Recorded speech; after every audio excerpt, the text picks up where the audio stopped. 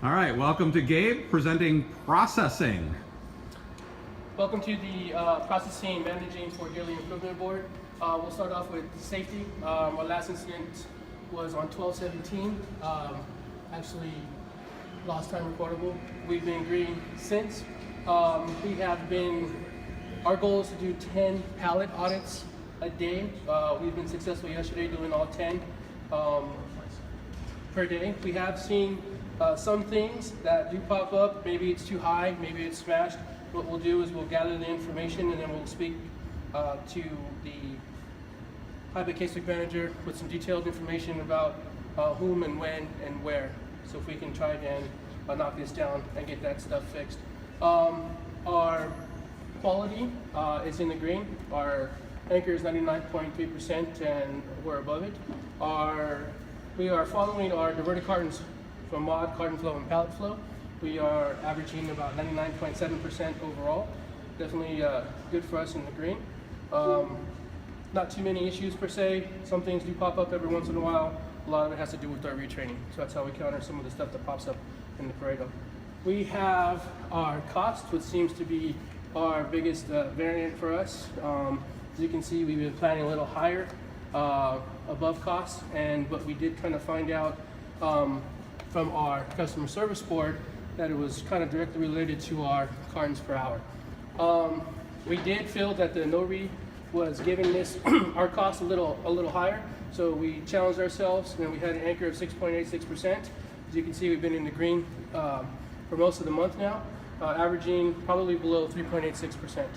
So some of the stuff that we really found when we were doing this was our label placement, not tradable items, stuff like that. So it was really for us, for countermeasuring that, with some observations, looking at some label placement, and really coming back with the team members for some training. Our throughput, we are monitoring how well we do on our plan based on what time we finish the actual carton processed. So we'll prep our board, we'll give it a call. 225 is what we're looking for.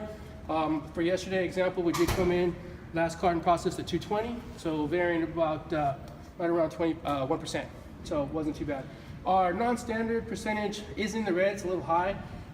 Primarily, I do have TM pulled out, who's giving me a hand, corralling some of the trays, doing some line balancing, doing some odds and ends, some training.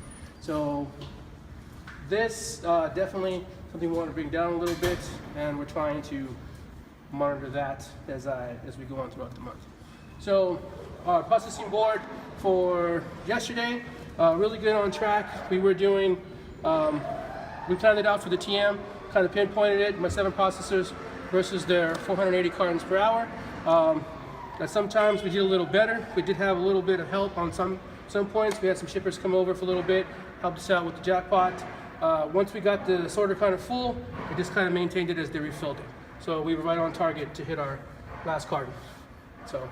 And today? Today, same number of people. Definitely, we had a shorter startup, so definitely trying to affect the non-standard time. We did have a shipper swing over, help out with the small jackpot that we had to process. They gave us a small boost. The team members kept it going. Today was a special day, so we had a lunch a little earlier, and you've seen it drop, but we were still well above what our cumulative was supposed to be. We were on target for most of the day, and even though it's not complete, we did hit our target time of 2:30. All right, great. Questions for Gabe? On your non-standard time, Gabe, based on the percent that's in your budget and the time that you're using, that's really mostly just coming from the startup meeting. And I know you mentioned some of one person that you have kind of supporting with Yes. line balancing. Yes. Okay. So what I do plan is we do have our plug and play planner. So when I go through it, I take a look to see how big the wave is. I actually do put a percentage in there, how much non-standard I think I'm going to use, and I try to target it at 2%, which is half that, a little less. I mean, a little more than half, no less than half that goal, to see if I can, what that does for me in terms of the cost, in terms of the hour, and how fast we need to finish. The next day when it really pops in is how well did my TM who helped me get in and out of the codes and how long do we spend it, how many trays do we have to go get, but we really are trying to track down to a 2% of non-standard. I think today I actually planned for 4%, and when we go through all of it in the blue, even after the non-standard at 6%, I believe today, we were targeting a 0.42 cost. So if we stay within everything that we were supposed to, non-standard looks good. I do think we exceeded the 480 though. We should probably come in almost flat with what we planned to what the actual was. Okay, so the other impact, again, besides startup, is just because your line balancer is using your processing in. Yes, he's using non-standard. Yes, he's using the code that we have selected for it to actually help out with the trays. We try to vary the line balance with some of the smaller items, so the trays do have to go everywhere. So once we deplete them, we got to go fetch them, bring them back, and then go from there. So the fetching part's kind of the most. We'll gather and bring it up and see what we can do to get that out. Any other questions? All right, great. Thank you, Gabe.